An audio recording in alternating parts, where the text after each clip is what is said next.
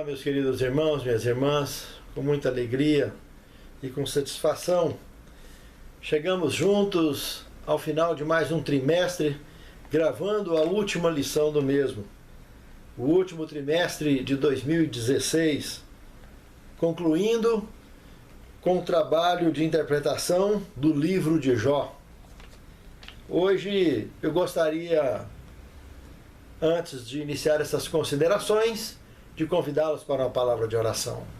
Santo Deus, muito obrigado pelo teu cuidado, teu amor, teu carinho, tua proteção e tantas bênçãos sobre nossas vidas. Queremos te pedir também que perdoe os nossos pecados, de nossos lares e de todo o teu povo que habita sobre a face da terra. Capacita-nos, Senhor, ao ouvirmos a tua palavra, aprendermos e adquirirmos do teu Santo Espírito a condição necessária de ensinarmos as pessoas que convivem conosco, que tu tens permitido ter contato conosco pelo teu propósito. Nós te pedimos essas bênçãos e te agradecemos em nome de Jesus. Amém, Senhor. Eu gostaria, como de costume, de convidá-los a abrir o manual das lições, no índice das lições, e façamos uma síntese do trimestre todo. O que é que nós analisamos dentro desse período? Analisando então o livro de Jó, a primeira lição foi o fim. Percebemos que Jó não era somente um patriarca, mas também um profeta, acima de tudo, escatológico. Trabalhou com profecias do tempo do fim. Não somente olhou e viu os dias em que vivia, como olhou muito à frente. Na lição 2, nós estudamos o grande conflito. Percebemos que não somente Jó, mas todos nós estamos integrados juntamente com o Senhor nesse grande conflito. E só tem dois lados. Ou nós estamos do lado de Cristo com a vitória, ou do lado das trevas com a derrota. Do lado da luz, vida eterna. Do lado das trevas, vai chegar o seu dia e para sempre jamais existirá. Na lição 3, Jó não tinha razões para temer a Deus? E eu e você não temos? Não por ter medo, mas por ter a certeza que Ele é a única fonte de vida. E sem Ele, não somos nada. É um pau vazio. Com Ele, não só somos, como temos e vivemos para a honra e a glória de Deus. A quarta lição, estudamos Deus e o sofrimento humano. Vimos que realmente sempre Ele é Emanuel, sempre Deus conosco. Está sempre pertinho da gente, mais do que a gente pensa. Quinta lição, maldito o dia. Nós descobrimos nessa lição que poço fundo também tem saída. Basta pegar com Deus, não tem profundidade que a gente não consiga sair. O castigo retributivo, lição 7, nós percebemos que se não plantar nesse mundo de pecado que vivemos, já colhemos, imagina se plantar. Por isso que tem que pensar bem no que plantar. Se plantar o bem, sempre o bem colheremos. Mas se plantar coisas ruins, quem planta vento, todo mundo conhece a resposta. E é o tipo de tempestade que dificilmente o Senhor vai estar lá dentro. Porque plantado com as próprias mãos, aí é dar trabalho para Deus, né? É muito trabalho. A lição 8, sangue inocente. Nessa lição descobrimos que o patriarca Jó, ele tinha uma ampla consciência do sacrifício vicário. Ele revelou isso em suas linhas escritas. Lição 9, declarações de esperança. No meio de um sufoco daquele, de uma turbulência daquela, tudo pela fé. O patriarca conseguiu registrar declarações de esperança com muita sabedoria. A ira de Eliú, lição 10, nós vimos que mesmo tendo ficado irado, mas esse camarada não abandonou Jó. Os outros 3 abandonaram. No final voltaram.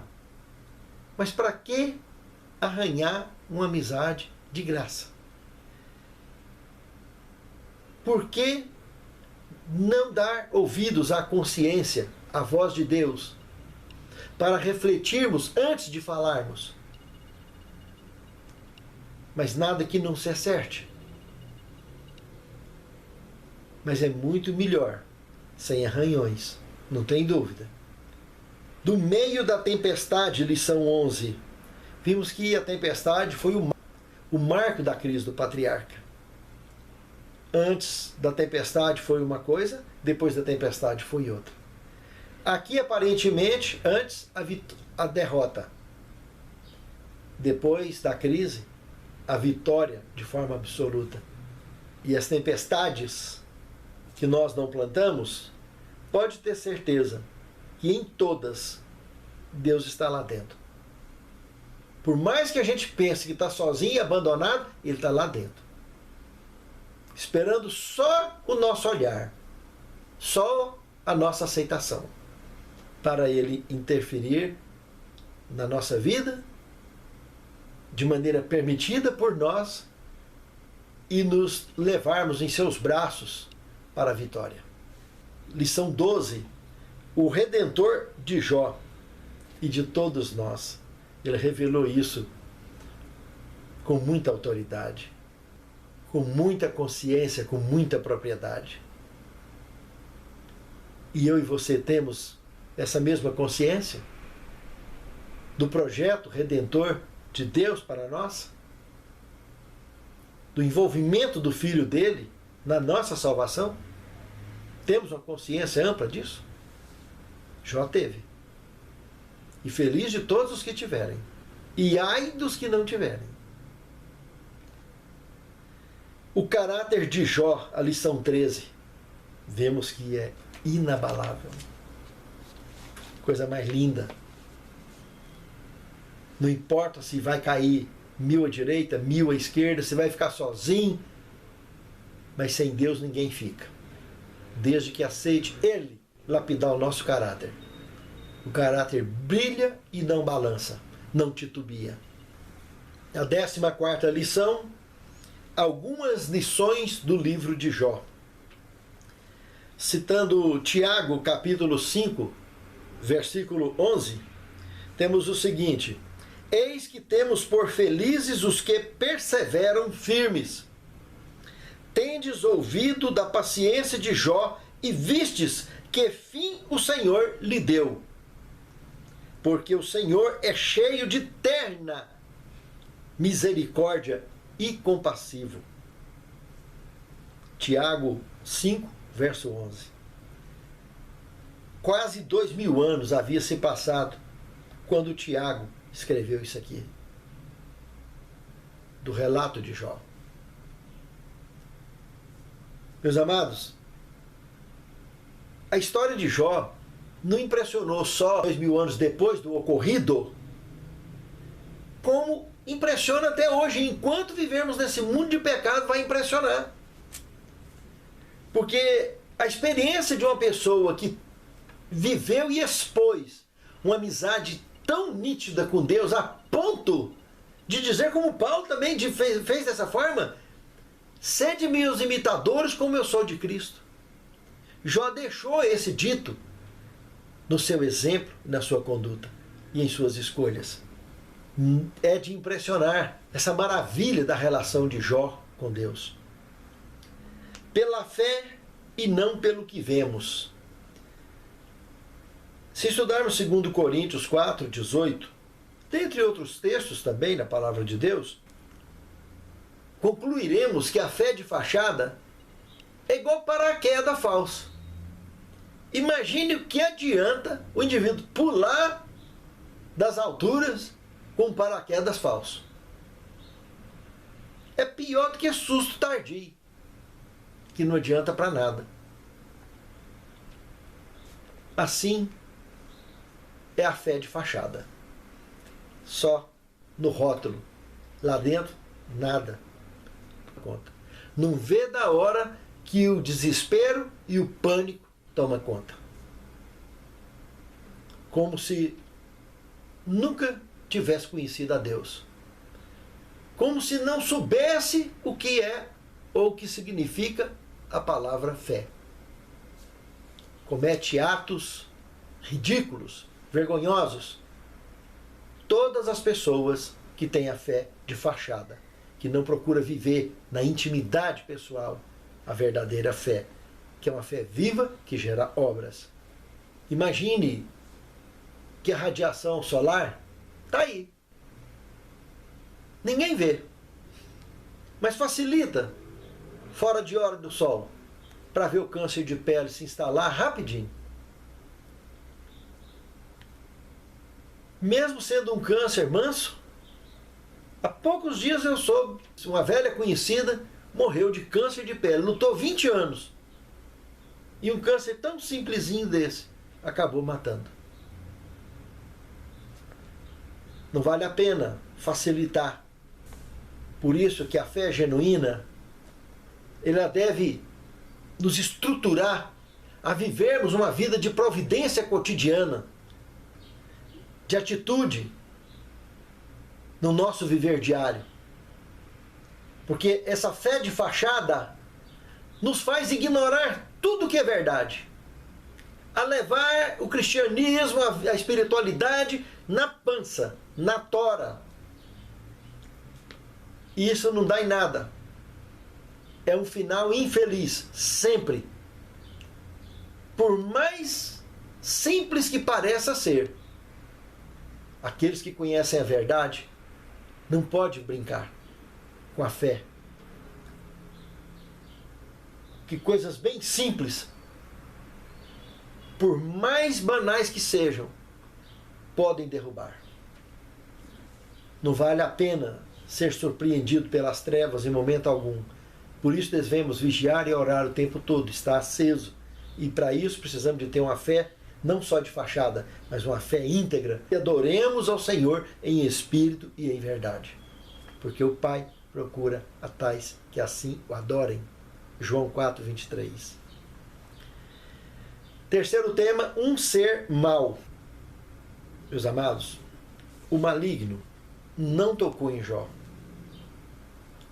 mas arrebentou com os filhos dele, com seus familiares, com seus funcionários. Foi um verdadeiro desastre.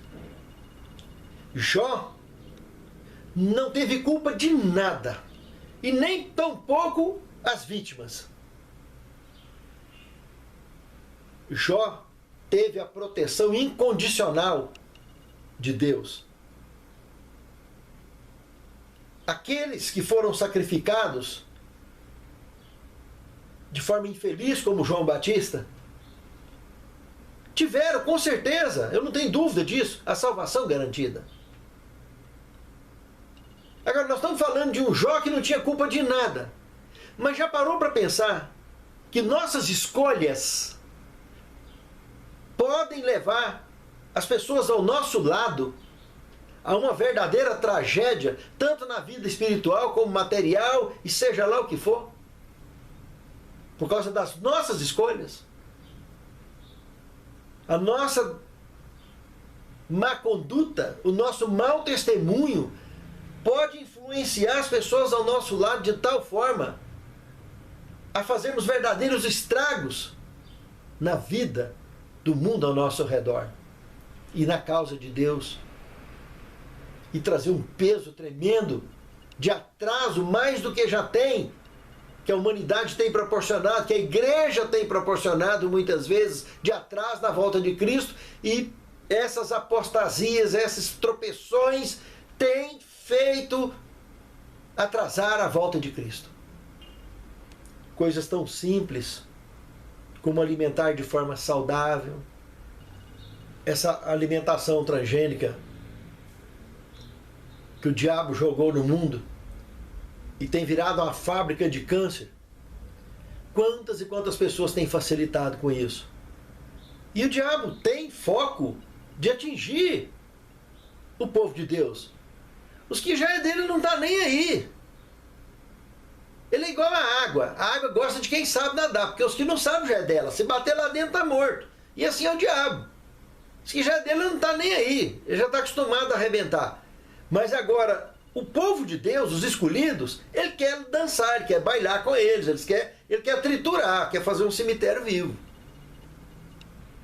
A nossa negligência alimentar, a nossa negligência de saúde de um modo geral, de continuar tomando refrigerantes, de continuar tomando café, de continuar tomando bebida alcoólica, de continuar fazendo um tanto de coisa, dormindo fora de hora, alimentando fora de hora, não fazer exercícios físicos. Tudo isso gera mau exemplo, que transfere para as nossas descendências e para as pessoas que vivem e convivem conosco. Fazer o contrário, aparecemos como pessoas diferentes, que de alguma maneira eles vão refletir. Alguns refletirão e mudarão, incentivados pelos nossos bons hábitos. Sozinhos nós não damos conta.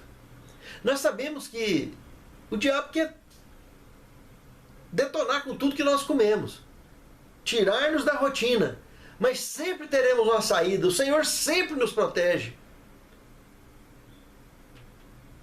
E em breve Jesus vai voltar.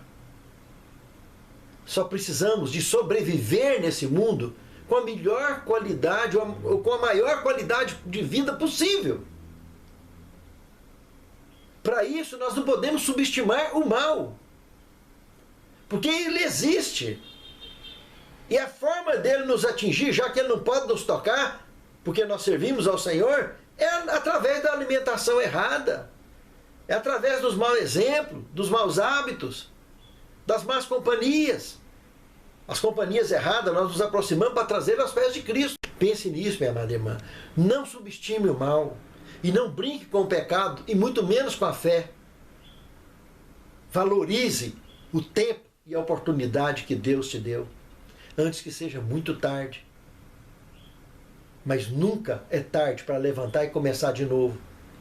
Jó perdeu tudo e começou do zero. E se tornou duplamente feliz. 4 vezes mais bem-sucedido do que antes. Eu e você não seremos diferentes, no mínimo em nossa vida espiritual e em nossa vitória sobre o pecado, para a honra e a glória de Deus. Quarto tema, com amigos como esses. Nós vimos que nessa relação de Jó com seus amigos, ou dos seus amigos com Jó, 3 deles, especialmente os 3 mais velhos, Elifaz, Zofar e Bildade.